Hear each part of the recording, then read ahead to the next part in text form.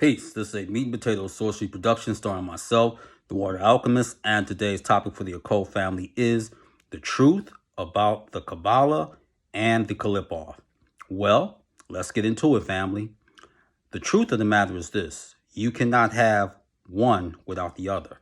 So that means is that for those who are striving to learn and call themselves evolving as Kabbalists, you're also going to learn involuntarily, whether you like to or not, about the Qlippoth, because both Qlippoth and Qabala are interrelated. You cannot have one without the other.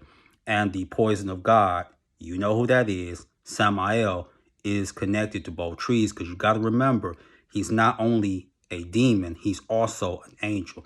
So when you go through that experience, what you're going to have to understand is that when you go further down the Malkuth, you can go into Thamael, you can go into Ceteriel, Gamiel, as well as Golachab. So you're going to go through that. And the purpose of that is the dissolution of the false ego and true evolution. And then you're going to have to, once again, go through both trees, because now you got to learn how to take all that information and all the trials and tribulations that you went through, and you're going to have to learn how to use it practically while you're on this third dimensional plane.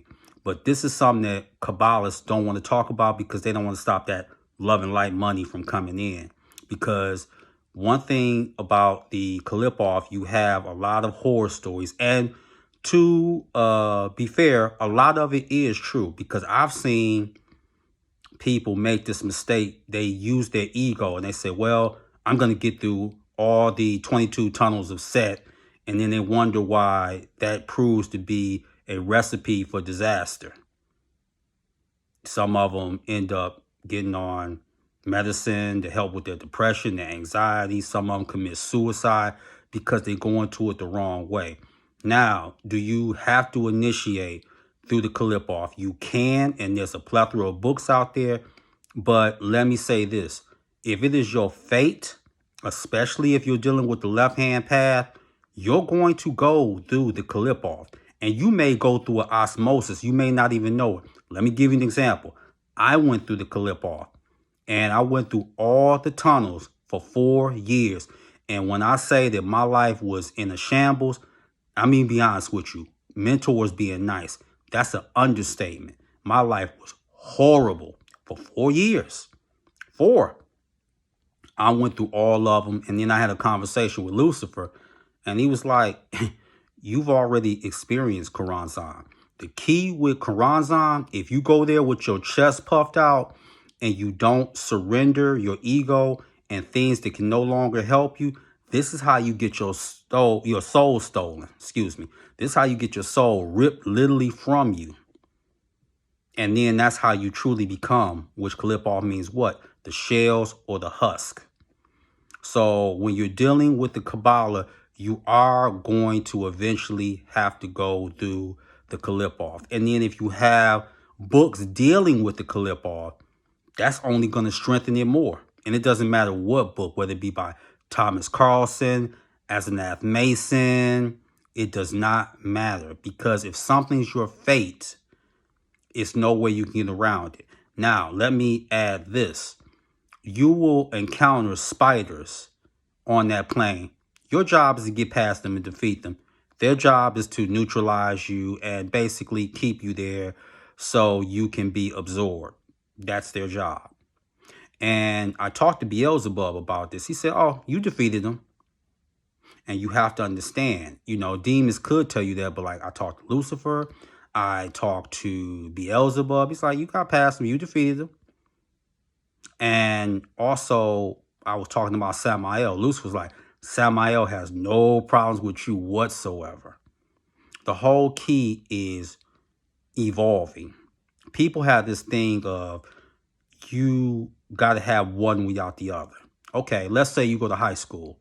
Let's say you're skilled in math. You think you ain't got to take English? Or let's say you're good at history.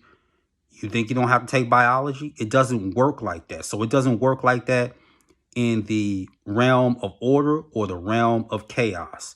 Because only when you have both of them can you truly see what you're made out of.